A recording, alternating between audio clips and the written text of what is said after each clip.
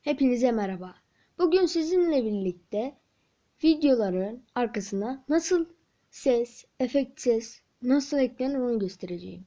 Ben ses olarak Enes Batur'un kafa atma sesini kullanacağım. Video olarak da tablete kafa atan çocuğu kullanacağım. Hadi başlayalım.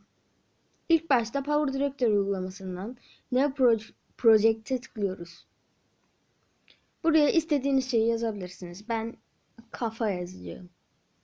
Burada 16.9'u tıklıyorsunuz. Hiç ellemiyorsunuz oraya.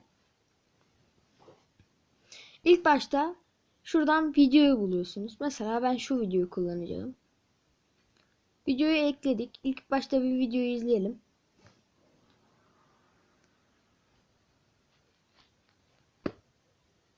Yani videoyu gördünüz. Bunun arkasına ses ekleyeceğiz. İlk başta şuradaki müzik ve ne olduğunu bilmediğim işarete tıklıyoruz. Ve oradan müzik işaretine tıklıyoruz. Download'a tıklıyoruz. Enes Batur kafa atma sesi. Videoya ekledik. Şimdi çocuğun tablete kafa atma yerini buluyoruz. Tam olarak.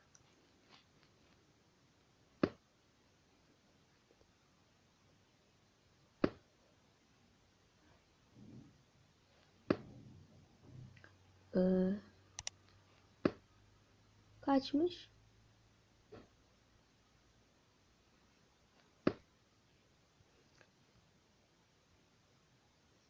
Hmm, 4.7. Bunu 4.7'ye getiriyoruz. Durun bir dakika, ses gitti. Kısa bir saniyelik ses olduğu için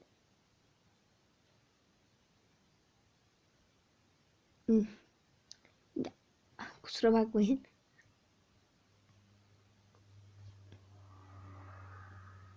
Sesi ekledim de.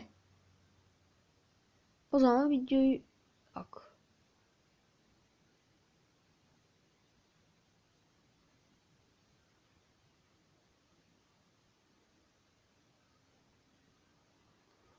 Burada duruyormuş bunlar.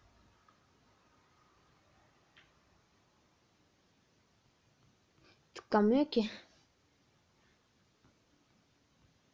O zaman arkadaşlar ben şunu ayarlayıp hemen geliyorum. Döndüm arkadaşlar.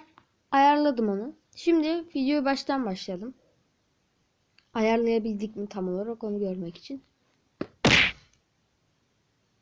Birazcık ses kayması var. Onu şöyle ayarlayabiliriz. Bir dakika, oldu mu? Oldu. Bu şekilde arkasına müzik, istediğiniz efekti ekleyebilirsiniz. Videom bu kadardı. Eğer videomu beğendiyseniz like atmayı unutmayın. Kanalıma abone değilseniz abone olmayı unutmayın. Hoşçakalın, bay bay.